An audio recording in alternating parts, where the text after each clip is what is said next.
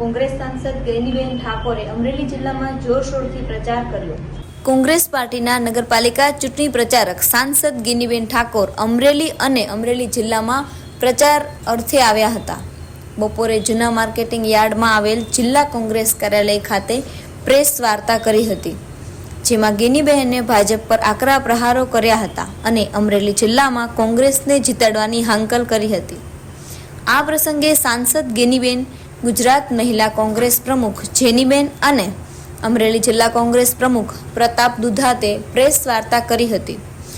બાદ સાંજે ચલાળા નગરપાલિકા ચૂંટણીનો પ્રચાર કરી સાંજે રાજુલા હવેલી ચોક રાજુલા નગરપાલિકા સભાને સંબોધન કર્યું હતું। ત્યારબાદ રાત્રે સાવરકુંડલા નગરપાલિકાની પેટા ચૂંટણી માટે જેસર રોડ પર આવેલા શીતલા માતાજીના મંદિર પાસે સભાને સંબોધન કર્યું હતું। અમરેલી જિલ્લા કોંગ્રેસ સમિતિ આયોજિત 16મી તારીખે નગરપાલિકાની ચૂંટણી યોજાવાની છે, એના પ્રચાર અર્થે જિલ્લા કોંગ્રેસ સમિતિના આમંત્રણને માન આપીને પ્રદેશ સમિતિએ અહીંયા પ્રચાર માટે આદેશ કર્યો છે। ત્યારે જિલ્લા કોંગ્રેસ સમિતિના પ્રમુખ પ્રતાપભાઈ, બેન જેનીબેન, અમરેલી જિલ્લા કોંગ્રેસ સમિતિના તમામ હોદ્દેદારોએ સ્વાગત કર્યું, એ બદલ એમનો સૌનો આભાર માનું છું। આજે 4 નગરપાલિકાઓની ચૂંટણીમાં જે રીતે જિલ્લા કોંગ્રેસ સમિતિએ કાર્યક્રમ ગોઠવ્યો, ત્યાં જઈને કાર્યક્રમમાં હાજરી આપીને લોકોને કોંગ્રેસ પાર્ટીને વોટ આપવા માટે વિનંતી કરીશું। સાથે સાથે જે નગરપાલિકા વર્ષોથી જ્યાં ભારતીય જનતા પાર્ટીનું શાસન છે, પંચાયતથી કરીને પાર્લામેન્ટ સુધી એમની ડબલ એન્જિનની સરકારની વાતો વારંવાર આપણે સાંભળીએ છીએ। 15 વર્ષના શાસનમાં નગરપાલિકામાં રસ્તાઓની વાત હોય, ગટરની વાત હોય, પીવાના પાણીની વાત હોય, સફાઈની વાત હોય, અને ગરીબ ને મધ્યમ વર્ગના જે લોકો છે એમને ન્યાય આપીને જે એમના જે પ્રશ્નો છે એ વર્ષોથી પડતર છે, ત્યારે અમે કોંગ્રેસ પાર્ટી તરીકે લોકોને ભરોસો આપીશું કે ભારતીય જનતા પાર્ટી એવું કહે છે કે કેન્દ્રમાં અને રાજ્યમાં અમારી સરકાર હોય તો અમે સારી રીતે વિકાસ કરશું। તો ભારતીય જનતા પાર્ટીનું રાજ એ 30 વર્ષથી ગુજરાતમાં રાજ્ય સરકાર છે અને 15 વર્ષથી નગરપાલિકાઓમાં પણ એમનું શાસન છે, ત્યારે એમને કોણ ના પાડતું હતું રાજુલાના તમામ 4 નગરપાલિકાઓનો વિકાસ કરવાનું। ત્યારે આજે અમે મીડિયાના માધ્યમથી એટલું કહીશું કે ભારતીય જનતા પાર્ટી એ લોકશાહીને માનતી નથી। ડેમોક્રેસીને ટકાવવાનું કામ એ સર્વપક્ષીય અને તમામ લોકોનું, નાગરિકોનું છે, પણ ચૂંટણી આવે એટલે સામ દામ દંડ ભેદની રાજનીતિ અપનાવીને કોંગ્રેસના કાર્યકરોને ધમકાવવા, એમના ફોર્મ વિડ્રો કરાવીને બિનરીફ કરીને બીજા ચૂંટણીઓ પર એની અસર પાડીને એક એવું વાતાવરણ ઊભું કરવું, કોઈ નાના મોટી લાલચો આપવી, એમના કોઈ પરિવારમાંથી નાના મોટા ધંધા રોજગાર કરતા હોય તો એની ધમકીઓ આપવી, આ એમના લોહીમાં વરેલું છે। એ એમને લોકોને પ્રેમથી કે લોકશાહીની જે આપણી પ્રણાલિકા, બંધારણીય જે આપણા વર્ષોથી આપણા જે નિયમો કાયદાઓ છે કે એક સિસ્ટમ છે, એ સિસ્ટમને અનુસરવાને બદલે માત્ર ને માત્ર મેં કહ્યું એ પ્રમાણે સામ દામ દંડ ભેદની રાજનીતિ સમગ્ર દેશની અંદર એમની તાનાશાહી ભર્યું જે વર્તન છે, એને લાંબા સમય સુધી હવે લોકો એ બાબતને ઠુકરાવીને એક પ્રેમ, સ્નેહ, લાગણી અને એક બંધારણીય જે આપણાને હકો મળેલા છે એ પ્રમાણે હવે લોકો એ તરફ જઈ રહ્યા છે। ત્યારે ભૂતકાળની અંદર કોઈ પણ સ્ટેટની ચૂંટણી હોય, વિધાનસભાની હોય કે લોકસભાની હોય, ત્યારે હમણાં મહારાષ્ટ્રની વાત કરીએ તો પરપ્રાંતિયોમાંથી મતદારો દાખલ કરાવીને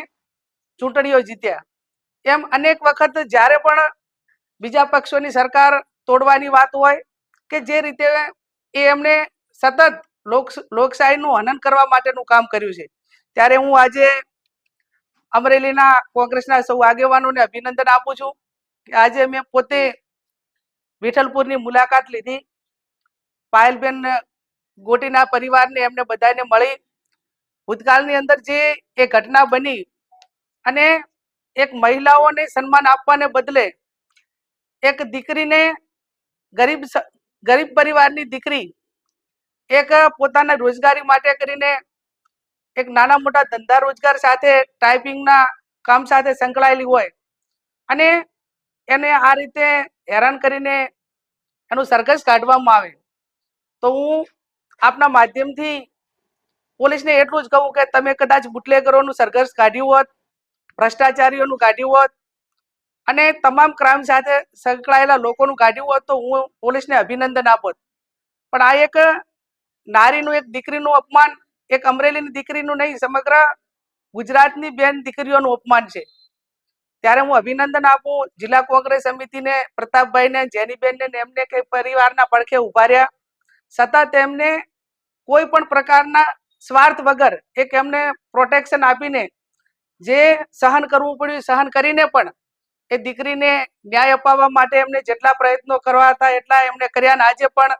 સમગ્ર કોંગ્રેસ પરિવાર અને અમે બધા જ પાયલબેનને ન્યાય મળે એમને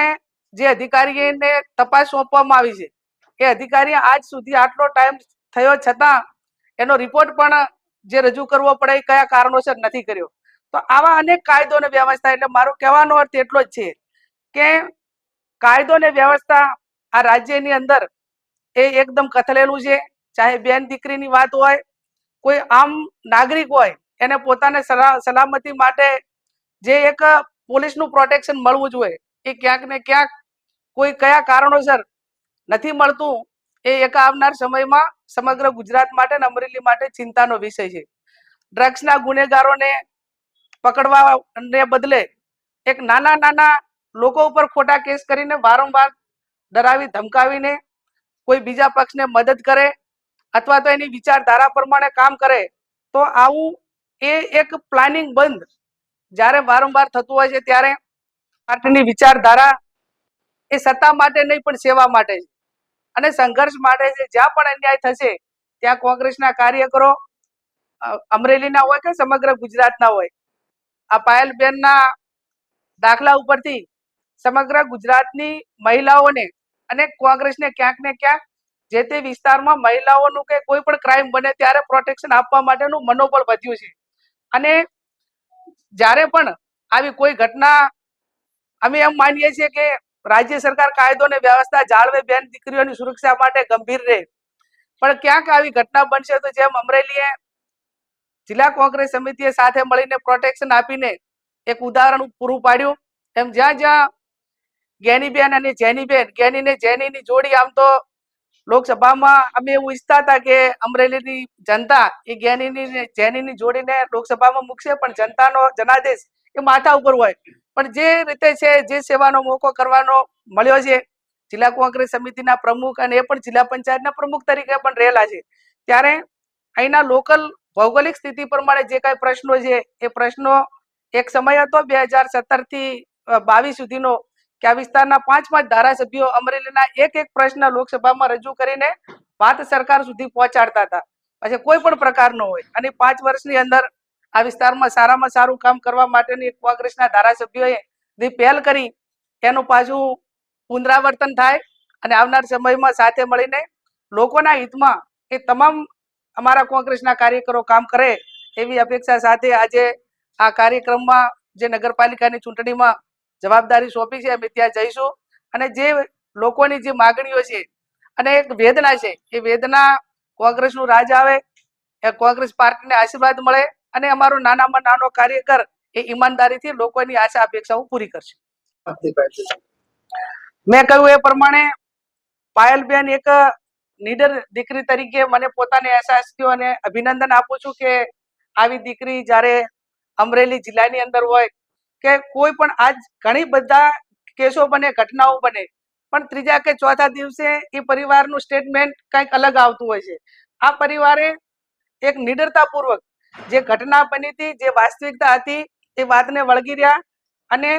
એક ગરીબ પરિવાર હોવા છતાં પણ ઘણી બધી જે ભારતીય જનતા પાર્ટીની આદત મુજબ એમને અનેક લાલચો આપી છે, અનેક રીતે દબાવવા માટેના પ્રયત્નો કર્યા છે, પણ છતાં એમને ઈમાનદારીથી એમની દીકરીને ન્યાય મળે અને એમની સાથે જે વર્તન કર્યું એવી ગુજરાતમાં કોઈ બેન દીકરીઓ સાથે વર્તન ન થાય એ માટે આખો પરિવાર અડગ રહીને એક ન્યાયની લડાઈ લડી રહ્યો છે. અમે બધા એમની સાથે છીએ અને એક એના ઉપરથી એક ઉદાહરણ એવું પૂરું પાડ્યું છે કે ડરો મત. તમે કોઈ પણ ગુનામાં નથી સંડોવાયેલા, કોઈનું ખોટું નથી કર્યું, ઈમાનદારીથી કર્યું છે. જે કઈ નાના મોટું કામ કરવાનું કે જવાબદારીના ભાગરૂપે, તો એમાં સરકાર હોય કે પોલીસ અધિકારીઓ હોય કે કોઈ મોટા એને લાગતા વળગતા કોઈ પણ સત્તામાં બેઠેલા લોકો હોય, પણ જ્યારે ઈમાનદારી આપણી સાથે હોય ત્યારે ડરવાની વાત રહેતી નથી. એ પુરવાર પાયલબેને અને અમરેલી જિલ્લા કોંગ્રેસ સમિતિએ કરી બતાવ્યું છે. આસણા ગામે એક ધાર્મિક પ્રસંગમાં નિવેદન આપ્યું હતું કે ગામની વસ્તી કરતા પણ ગુનાઓ વધારે છે, પોલીસ અને વચેટિયા વકીલો ખાઈ જાય. શું હતું આમ? એ ધાર્મિક પ્રસંગ હતો ને ધાર્મિક પ્રસંગમાં જેટલી સમરસતા આવે આ ભારતીય જનતા પાર્ટીમાં હવે નીચેથી લોકોને જાગૃત કરવા પડશે કે અંદરો અંદર સાંજ સુધી જે ભાજપના આગેવાનો હોય કે જે એમના કાર્યકરો હોય એ ગામમાં વેરવિખેર કરાયા આવે સિવાય એમને ઊંઘ ના આવે. આ પરિસ્થિતિ સમગ્ર ગુજરાતની છે. એના ભાગરૂપે ગઈકાલે ધાર્મિક પ્રસંગ હતો કે તમે એવી સમરસતા ગામની અંદર લાવો કે જેથી કરીને કોઈ ક્રાઇમ જ ન બને, અને કોઈ પણ નાના મોટો ક્રાઇમ બને તો ગામના વડીલો અને લોકલ લેવલે એનો પતાવટ થાય. ભારતીય જનતા પાર્ટીનો એક આખો રોડ મેપ બનાવેલો છે કે ભાઈ કઈ રીતે ઝઘડાવવા, કઈ રીતે વકીલોને પાસેથી ફી ઉઘરાવી, કઈ રીતે ડોક્ટરોને, એવું એક આખું લોકોને બરબાદ કરવા માટેની એક જે એમની મેન્ટાલિટી છે, એમાંથી લોકો બહાર આવીને આ ક્રાઇમમાંથી બહાર નીકળે. એટલે મારો કહેવાનો અર્થ એટલો જ હતો કે ગામમાં તમામ સમાજના લોકો હળી મળીને ભાઈચારાની ભાવનાથી રહે, અને ગામમાં કોઈ નાના મોટી ઘટના બને તો ગામ લેવલે એનું સમાધાન કરીને એક સમરસતાનું ઉદાહરણ પૂરું પાડીને જે પોલીસ પાસે જઈને વર્ષો સુધી જ્યાં સુધી કેસ ચાલે ત્યાં સુધી એકાબીજા પરિવારો એમને પોતાને મન દુઃખ રહેતું હોય છે, અને સારા માટા પ્રસંગોમાં પણ એકાબીજા આવતા નથી. એટલે કોઈ નાના નાના ગામ હોય એમાં એકાબીજાને ઝઘડાવીને સતત પોલીસ કેસો કરાવવા માટેની જે એમની માનસિકતા છે એમાંથી લોકો આવે, એના માટેની મારી પોતાની એ વાત હતી.